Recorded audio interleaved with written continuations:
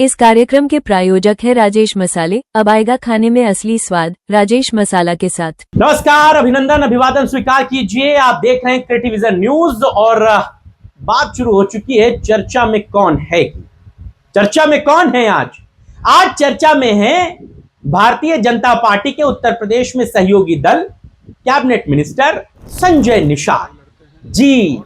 वही संजय निषाद जो कभी कालपी पहुंचते हैं तो अपने कार्यकर्ताओं को कहते हैं कि काम तुम नहीं करोगे तो तुम्हारा बाप करेगा, काम तुम नहीं करोगे तुम्हारा बाप करेगा।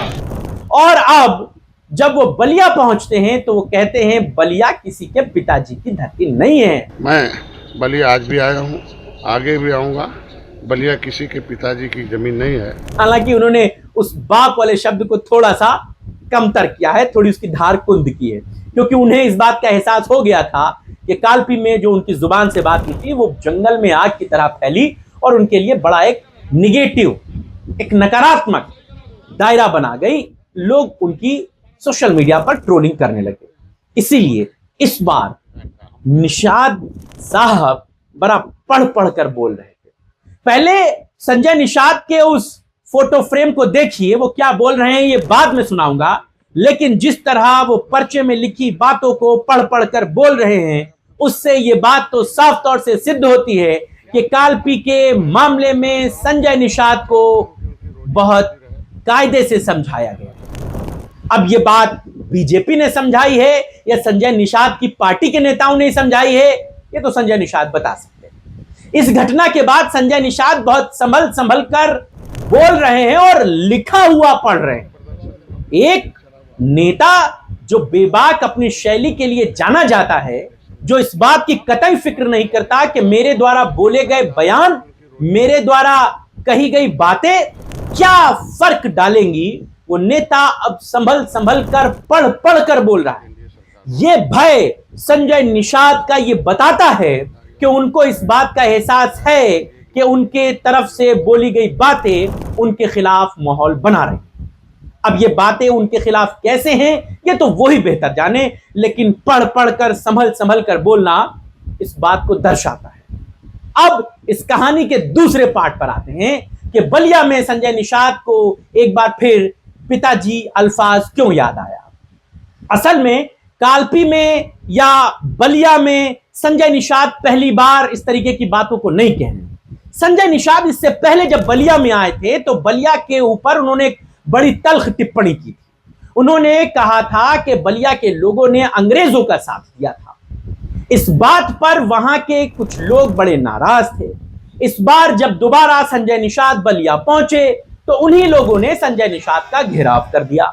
संजय निषाद के खिलाफ वो जिस जगह पर बैठे थे, अंदर कार्यक्रम जहां चल रहा था, उसके बाहर 2-4-10 लोग उनके खिलाफ जिंदाबाद मुर्दाबाद करने लगे। इस बात से संजय निषाद बड़े नाराज हुए, लेकिन इस बार उन्होंने नाराजगी में कालपी वाला चैप्टर नहीं दोहराया।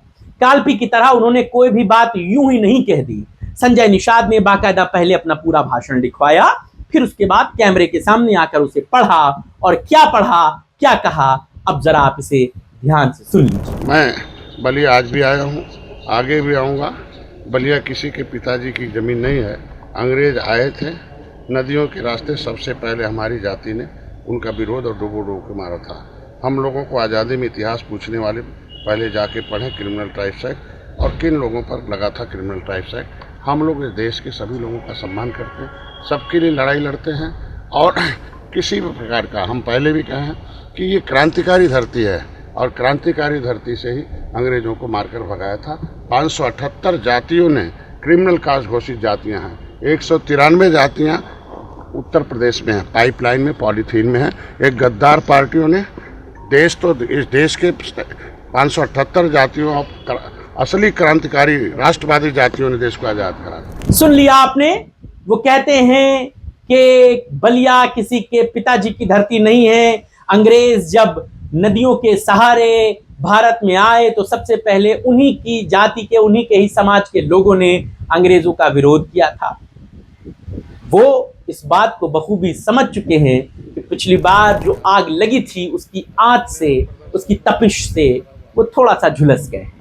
उनके बयान बहुत गहरा नुकसान पहुंचा रहे, इसीलिए संजय निषाद थोड़ा बच बच कर चल रहे। अब संजय निषाद का ये वाला बयान आपने तो सुन ही लिया, पिछले वाले से कितना नुकसान होगा और नए वाले से कितना फायदा होगा, ये तो संजय निषाद को आने वाले समय में पता चलेगा। लेकिन इस समय निषाद साहब थोड़े से परेशान जरूर हैं। क्यों हैं ये आपको काल्पी में भी दिखा, उनकी फ्रस्ट्रेशन दिखी, उनकी बातें दिखी। अब बलिया में भी जब वो आए हैं तो उनका विरोध हो रहा है। इंटरनल वो ये कहते हैं कि ये विरोध जानबूझकर करवाया जा रहा है, उनके खिलाफ एक नैरेटिव माहौल बनाया जा रहा है। आप संजय निषाद के इन बयानों पर क्या सोचते हैं? आपको क्या लगता है संजय निषाद के लिए ये तमाम चीजें कितना फायदे या घाटे का सौदा साबित होंगी? बताइएगा। आपके राय, विचार और सुझावों का इंतजार रहेगा। अभी के लिए बस इतना ही।